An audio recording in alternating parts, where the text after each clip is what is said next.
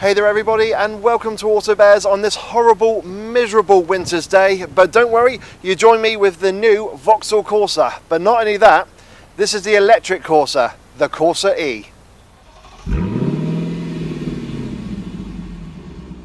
The Vauxhall Corsa has for a long time been one of the best-selling cars in the UK, but it's also one of those cars which has kind of a rite of passage about it. You either learn to drive in a Vauxhall Corsa, passed your test in a Corsa, or your first car was a Corsa. And I can happily admit I can tick all three of those boxes. Now for 2020 we've got the all-new Corsa, and underneath it shares its platform with the new Peugeot 208, because if you're not aware, Vauxhall is now owned by PSA. So not only have we got the E208, which is the all-electric 208, we've now got the E-Corsa. So it does share, again, the same platform, same battery, and a lot of the working components. And I've had this new Corsa-E for a week, and I'm going to let you know if it's any good or not. When it comes to the Corsa-E's styling, it definitely looks like a much more grown-up car compared to its predecessor, and that will definitely appeal to a wider audience. And it's only when you look at the Corsa in profile view that you can see the familiarity with the Peugeot 208. Now I will be honest, I think the Peugeot is the much more striking car, but let me know what you think in the comments section below. Now as a result, I do think the Corsa is a much more understated in its design, and that will definitely appeal to a lot of buyers out there. And the other thing I like as well is, well, it doesn't look like an electric car. The only giveaways are the eco alloys, which, to be honest, they wouldn't look out of place on a regular Corsa with a petrol engine, and also the little E badge on the B pillar and next to the name on the boot lid. And I will be honest, when I first saw it, I actually thought it looked like Pac-Man who got caught in a knife fight, but you know what, it is quite a distinctive little logo. But even the grille on the new Corsa-E actually has holes in it to allow air to go through. It hasn't been blocked off like you've seen on cars like the Hyundai Kona EV. And as a result, if you are after an electric vehicle but you don't want to shout about it, this could be the perfect car for you, because it is understated, but at the same time it's very eco-friendly. And I think that's enough of looking at the outside of the new Corsa-E. Let's have a little look at the inside. Sat in the front of the new Corsa-E, you are greeted by a very comfortable, if not the most inspiring of interior designs. Now, because this is a small little family hatchback, getting in and out of the Corsa-E is relatively easy, but you do have to duck your head down in order to get into the car. So if you do suffer from any kind of mobility issues, something like the Crossland X would definitely be a more convenient vehicle for you. And then once you're sat in the driver's seat, you find that the seats themselves are very comfortable. Yes, they even hold a big bear like me in place, and there is plenty of adjustment in them. However, there is no lumbar support. And then the steering also has both rake and reach adjustment, so getting the perfect driving position is easy. And next comes interior quality, which is actually a bit of a disappointment here in the Corsa. So we have got soft touch plastics here on top of the dash, but it is hard scratchy plastics on top of the doors, but we have got a little bit of leatherette trim here just to kind of liven up the door panels. Then we got some chrome effect here, again, to give it a bit more of a sophisticated look. And there is a bit of piano black plastic on here. And of course, being piano black plastic, it does mean it's prone to smudges and fingerprints. So that is something to be aware of. Cubby spaces in the Corsa-E are actually not too bad. Now we have got some decent sized door bins, and you can get a medium sized bottle of drink in there, but they're not lined with any fabric, so any loose items will rattle around a bit. And then underneath the light switch we got an additional cubby space where you could put some credit cards in there, or perhaps a wallet, but just note that it's not lined again with any fabric and there's no cover on there, so anything you put in there can be seen from the outside.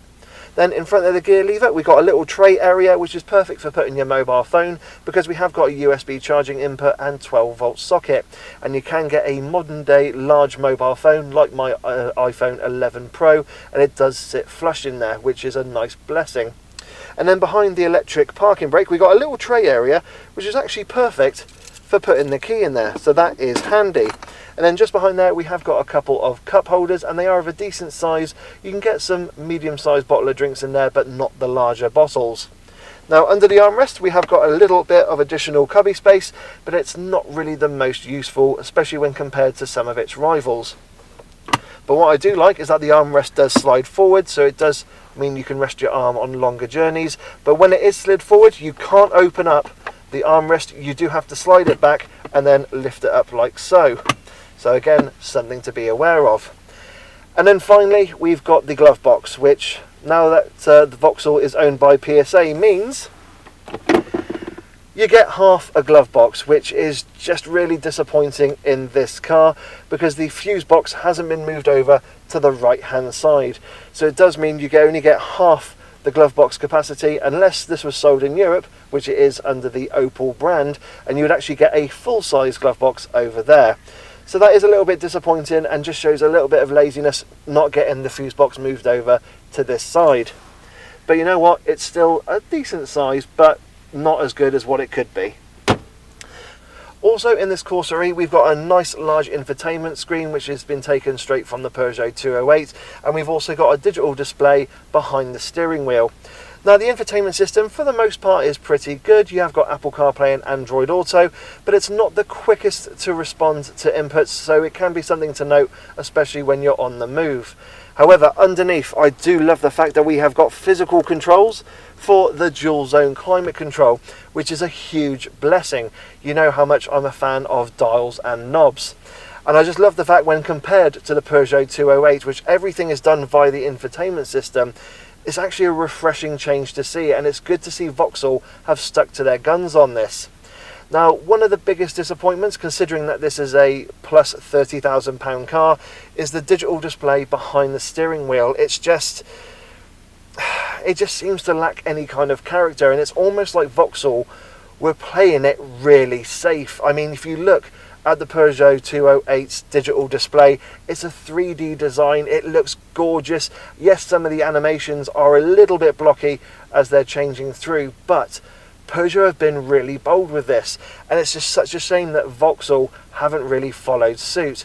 So that's something that I would love to see them work on for the next generation of Corsa, or even just the next generation of Vauxhalls coming up in the future.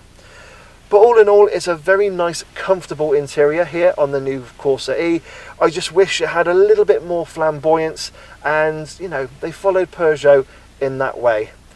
But you know what? I think that's enough of looking at the front of the Corsa-E. Let's have a little look in the back. Sat in the back of the Corsa-E, you will find it's definitely more suitable for kids rather than adults. Now that driver's seat is set to my driving position. I'm 5'7" tall and 5'7" wide, and as you can see I've got hardly any knee room, but headroom isn't too bad. So a couple of short adults will be fine in the back of the Corsa-E, but again, it's definitely more suitable for kids, and you could get 3 at a push sat in the back of the Corsa-E. Now cubby spaces aren't too bad here either. We have got some okay sized door bins where you can get a small to medium sized bottle of drink in there, and we have got our aeroplane style pockets on the backs of the front seats, and that's about it. Now when it comes to children, of course we've got Isofix supports on the outer seats, and they are covered by a little zip, but I do find the zip to feel a little bit flimsy, and I'd rather it just be an open gap in the fabric so you can just affix a child's seat. And other than that, that's pretty much about it. We have got some decent sized windows, but they don't open all the way down, so that's a little bit disappointing. But all in all, yeah, it's not the most spacious back here, particularly for adults, but kids should be fine. And on that note, I think we've seen enough of the back of the Corsa-E. Let's have a little look at the boot. Opening the boot of the Corsa-E presents you with 267 litres of space, which isn't the best in class, and cars like the Renault Zoe do beat it for boot capacity. Also, if you are loading any heavy items into the Corsa-E, you have to navigate over quite a substantial boot lip, and when it comes to features, well, we've got a couple of tethering hooks, but that's about it. There's no 12 volt socket, and there's actually no underfloor storage as well. And as you can see, there's nowhere for the Type 2 charging cable to go. There's not even a bag provided. But it is a nice square load area, so you can get a week's worth of shopping in there, or perhaps a couple of weekend bags. I would just like there to be a few extra features here in the Corsa-E's boot. Also, if you do put the seats flat, and it is a 60-40 split, they don't lie completely flat, and there is quite a substantial ledge at the base of the seats. So if you are loading any large bulky items into the Corsa-E, that's something you guys need to be aware of. So yeah, it is very similar to that of the Peugeot 208 boot.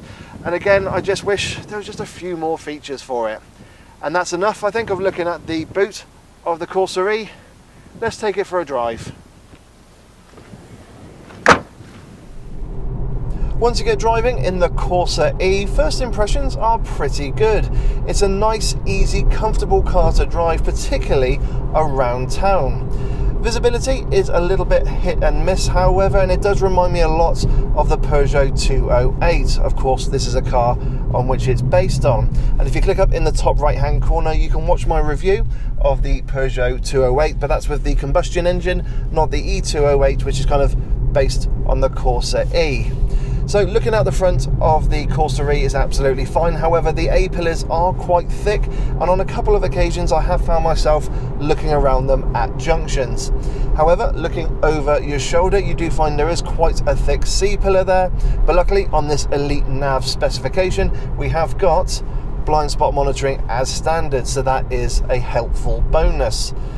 But all in all, it's absolutely fine, and it's very easy to drive around town, and for day-to-day driving, you can have no problems with it. But yeah, first impressions of the Corsa-E are pretty good. Of course, visibility could be a little bit better. When it comes to trim levels in the Corsa-E range, well, there are two to choose from. There's the SE Nav and this top of the range Elite Nav. Now, this top of the range Elite Nav would be my choice of trim levels because you get all the toys that you would want and need in the car as standard.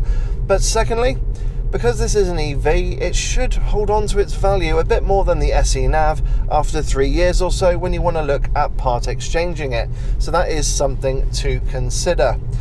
Also, when it comes to consideration and looking for a small family hatchback EV, I will note that the Corsa is quite expensive compared to a couple of its rivals who do provide a bit more practicality and a bit more range. Case in point would be the Renault Zoe. So that is again something else to consider, but if you're after an EV and don't really want to shout about it, then that's why the Corsa-E is perfect for you, because it looks like a regular Corsa. There's nothing really that shouts about the fact you've got an electric car. But yeah, in terms of the trim levels, the Elite Nav is definitely the one to go for. Now, under the floor of the Corsa-E, we've got a 50 kilowatt per hour battery, producing the equivalent of 134 brake horsepower and 192 pounds-feet of torque.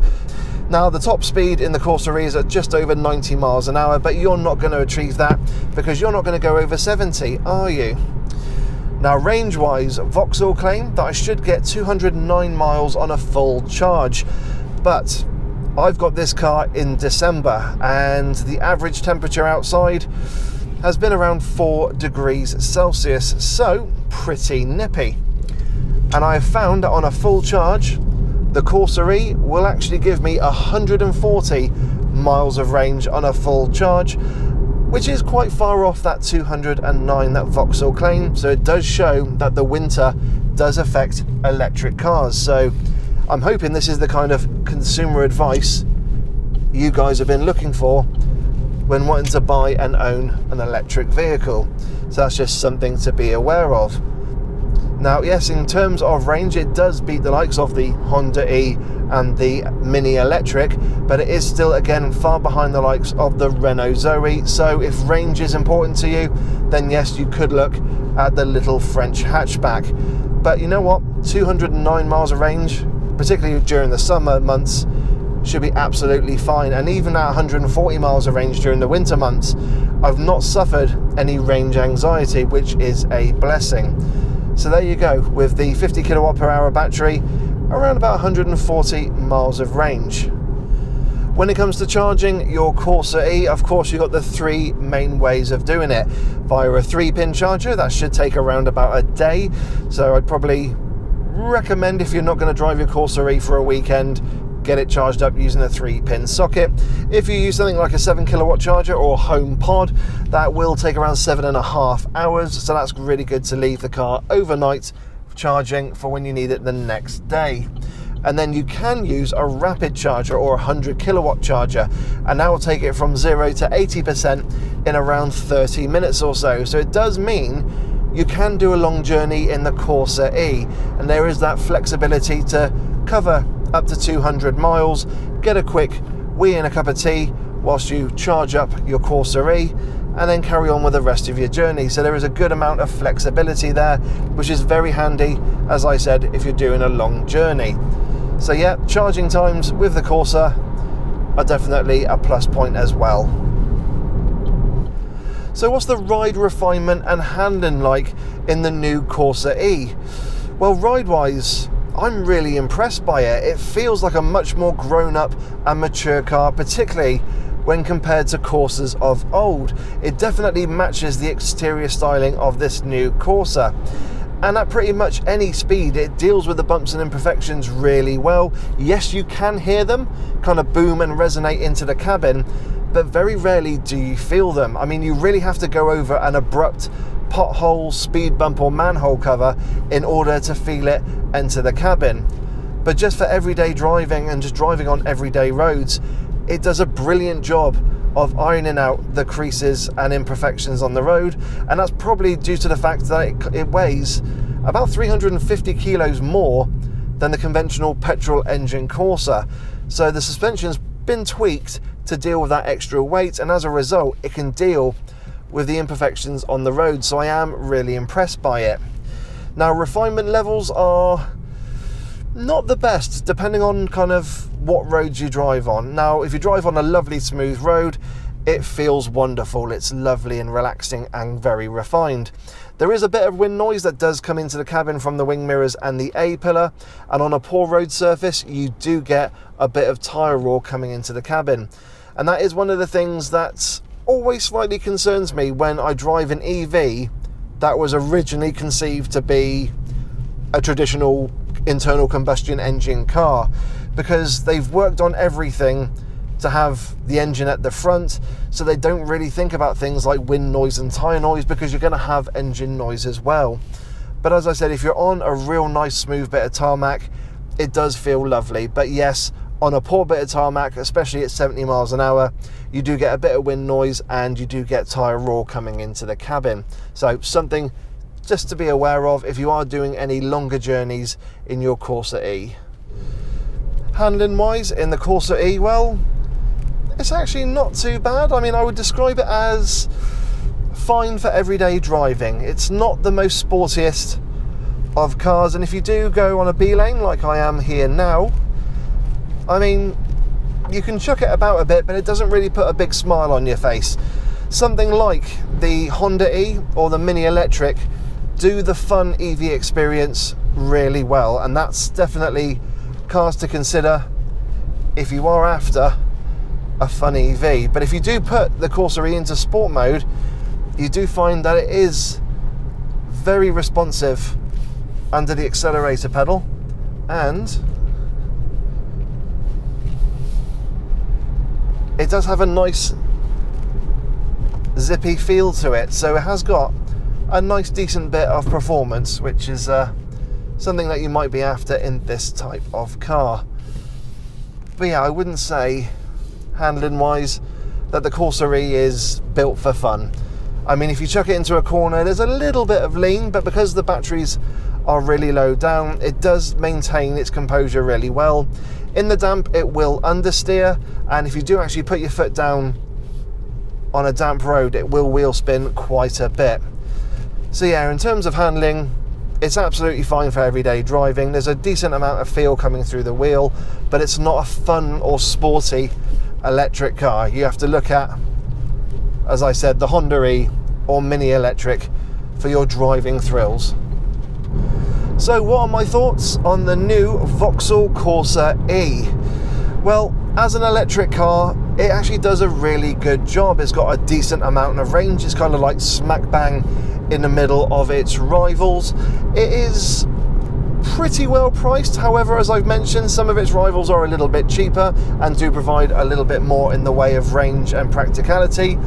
But if you're after an electric car and you don't want to boast about it and shout to the high heavens that you've got an EV, this is a perfect car to buy, because it does that brilliantly. you don't shout and scream that you've got an electric vehicle with the Corsa-E. It looks like a Corsa, and apart from the little badging with the little scratched Pac-Man and the Eco alloys, that's the only real giveaway. And that's really nice and refreshing to see, as a lot of manufacturers are either going completely OTT with the design of their electric cars, Honda E being an example, although that does look cute and adorable, but going the other way and just making it look like a regular car is perhaps in a way the right thing to do, because it's enough to steer you away from perhaps a petrol car if you want to have an EV but you don't want to shout about it. Now, of course, yes, it's not perfect. I mean, as I said, the range in the wintertime is around 114 miles. There's a lot of cheaper plastics in here, which you wouldn't really expect for a sub £30,000 car, or even over £30,000 if you haven't got the government grant. And the other thing as well is that it's a little bit boring on the interior. I would just like Vauxhall to be a little bit braver, especially with the digital dial. I mean, if you look at the Peugeot 208, that digital display is just an absolute joy to behold. Granted, that's also not perfect. It's a little bit slow with the graphics and everything, but just having a blank screen really is, I don't know, I expected a bit more from Vauxhall, but that's kind of my main niggle about the Corsa-E, is that it's just a little bit unadventurous compared to other EVs out there. But some people might like that, others may want a little bit more pizzazzle from their car, but that comes down to the individual buyer. But no, in terms of the Corsa-E, it's a really good electric car, if not the most exciting. I think that's the best way to describe it. So everyone, I hope you've enjoyed my review of the new Vauxhall Corsa-E. I hope I'm not blinding you there with the sunlight.